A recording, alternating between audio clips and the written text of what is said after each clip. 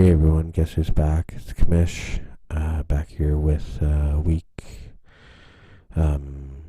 what week are we on? Week 11.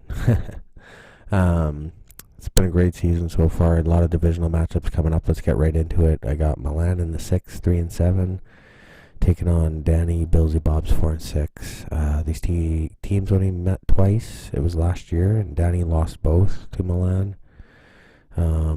Right now, Billsy doing it for a new team. He traded his number one his round one pick, to what's going to be eventually the Tier 2 champion team. So I'll be watching to be competitive, and I know he's going to want to beat Milan, just because, just to get one on him. Barkley is on the bye for Milan. Because of this, I'm going Billsy Bob's 5-6 for him. Next up, I got Adrian in the Age Crew 4-6, taking on Brandon in the Architect 8-2. Number one seed for Brandon. Obviously, really tight race there for top scorer. I looked at it. Brandon's getting pretty hit hard by the bye here. The Hooper injury definitely hurts. You got to wonder with Hooper too, if it's week to week, they might just shut him down if they're 2-10 or 2-12. Why risk it? I think looking at Architect's record here, he takes on Adrian, then Swahino. That could knock Brandon out of the number one seed money, or at least make it interesting. I actually had Architect winning this one. I'm changing it to Age Crew in a shocker. He put up 240 last week, and I just think he finds a way. I could be totally wrong. Maybe it's just wistful thinking. Next up, it's Robert and Templars 5-5, taking on the Sharks at 3-7. Matthew's gone. It's too bad. I mean, guy's a great owner. It was always fun to banter on about the Patriots and other teams for sure. But it is what it is, and it's all good, and I wish him the best. For Robert, this is a must-win. He's 5-5. He can get to 6-5. Gets me next week, and that could be a big game. There's a lot going on. I originally had Matthew winning this one. I'm going to change it now to Robert and Templars, because he's still running for this thing. Next up, we got myself 6-4, taking on Joshua, Life's a Mitch 7-3. I mean, so many games could have been games of the week. This one definitely for sure. I looked at the history between us. I'm 1-0. But I did win by less than 2 points in 2017, so we have to see if this one looks like it's going to be a close one. The NFL.com projections definitely has it being close. Looking at it, Golden Tate and Josh Gordon on the bye for me. Pretty even trade-off there potentially. And then you got Bobby Wagner, Blake Martinez for you on the bye. So, lots going on, a lot of moving pieces. To me, it's going to be up to Baker Mayfield on Thursday night against the Steelers. And for Life's a Mitch, he's got to see if his young running backs can keep producing. I got myself winning this one. I think it's going to be a thriller, and it could potentially set up a flex Week 13 battle for the division. It kind of is my only hope at it. If Joshua wins this one, you got to think he's going to get the division money. Next up, we got, it's going to be a thriller here. Sean and Fallen Misfits 7-3, taking on Ryan and Deuce Bombers 6-4. Isn't it funny, after all the kerfuffle with Deuce Bombers, if this season ended today, he'd still not even be in the playoffs. So, kind of funny how it all worked out. Deuce Bombers 4-0 lifetime versus Sean. He's completely owned them. Is this the year Sean can finally take down Deuce Bombers now that they're in the same division? Got to play up to the division. Injuries, I'm tracking James Conner for Sean, Adam Thielen for Deuce. I got Bombers winning this one. Obviously, looking at the top scorer too, it's huge. Bombers definitely getting a chance here to get that top scorer, and I think he's going to win it. It's going to be a great one too. This one easily could have been game of the week as well. Next up, we got Eric and Swahino 8-2, taking on M Unique and LA Island at 2-8. International division battle here. Eric 7 straight wins.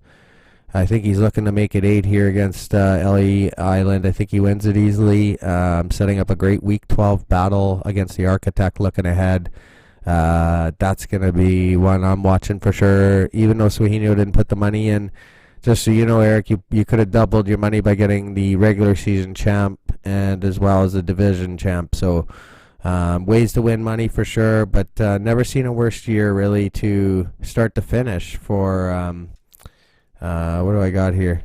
Ellie Island. Yeah, I mean the draft. Unfortunately, she missed the draft, and it's unfortunate that she missed it. But I know she wishes she could have been there, and I think she's going to be competitive next year. Like I said, I've always said Ellie Island's a good owner. And she's stuck in there for sure. So, and then for Eric, I mean, Lamar Jackson's done his job. I think he continues. Next up, we got Brian in the 12th man, 4-6, taking on Norman, Canadian guy, 1-9. I gotta say I do respect my brother for taking the Deuce loss as good as he did. I mean, like you say, he did set the lineup. He knows how the league works, and it's a tough way to lose, but I think he realizes his team wasn't good enough if Duskin wins, even with all those empty holes he had. Still, after I put guys in his lineup, and I mean, I think it's maybe Brian has to look at a rebuild. We'll have to see.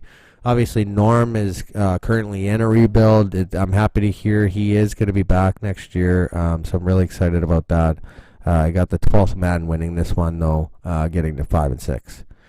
Next up, I got Dusan, Subotica Spartans, 5-5, taking on Lucas and Green Lightning. He's 3-7.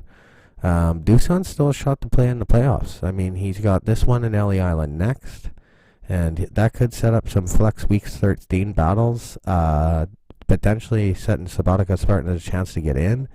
Lucas fighting for consolation playoffs. He's got Sharks to leapfrog over. Carson's on the bye for Subotica Spartans. Lucas should have his 3 tight ends rolling here. Hopefully Kittle coming back.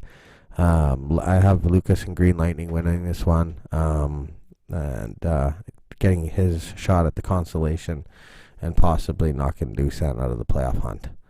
Next up, I got Susan Fighting Geese, 7-3, taking on Luke and Too Good for a Name, 6-4. This one could be for the division money. I mean, if Suze wins this one, I think she obviously gets the edge on Luke. And I actually want to talk a bit about Flex Week 13 scheduling and how I do it, because this is a prime example. So if Suze wins this game, she's 8-3. Luke falls to 6-4 with 2 games left. It looks like they would win their next game. But I would not have Suze play Luke again, because she would already have beaten him and have 1 win more, or 2 wins more, I guess, potentially here. So even if she did lose and Luke won again the next week, and it was a 1-win difference, but Suze beat Luke in the regular season, then Suze would still get the division title, unless unless they were just not fighting for the division. So hopefully that makes sense. I mean, I kind of confused myself there, but if the 2 teams were tied though, so let's say Suze is 7-3 and Luke's 7-3, and they went into it and you went into the flex week, it didn't matter if one beat the other. I think it's still a game for the division. So hopefully that makes sense. And I'll clarify it again next week if you guys have any questions. But I think for this one, it's going to be a classic. I think it's going to be really good. I'm looking for Shady McCoy to come back after getting benched, to see if he can do it for Owie Shady in Philly here. So I think it's going to be a thriller, but I think I am going to go with Suze in this one. Next up is the game of the week, and it's going to be a good one here. We got 2 veteran teams here in the LOC. It's Kristen Storm, 5-5, taking on Chris and True North, 6-4. You may be wondering why I chose this one as game of the week. Well, I mean, instant history. Chris is 3-2 lifetime. It's always been a pretty good battle. The interesting thing about this game too, why I made a game of the week, Chris has Aaron Rodgers. Krista has Russell Wilson. They're both on the bye. So Krista's going with Brandon Allen, and Chris is going with Fitzmagic. So it's going to be funny to watch, interesting to watch. Henry, RW3 lock it all out for Krista. C-Mac, I think, is going to be the difference here. I think C-Mac is just one of those guys that's out of control here for True North. And I think you have to ask yourself, will it mean another divisional title for Chris? I mean, potentially, yes, it would, as I said. with the 1 game edge, and if he's beat Storm already in the regular season, I'm not going to play the tiebreaker there. To me, if they beat you in the regular season and they're a win ahead, they deserve the division. If it was tied, then they play. So that's how it works. But for Chris, it would be 3 straight playoff appearances on the line, 4 out of 6. It's been great. It's been great to see him try to defend his title, and I think he's going to win here and have a chance to defend his title in the playoffs as red and white division champ. Anyway, that's quite a long preview, I guess, this time around, guys. But it's getting really exciting, and I'm really excited to see how it all plays out. And I'm excited for Flex Week 13 and the scenarios for sure. Have a good one, guys.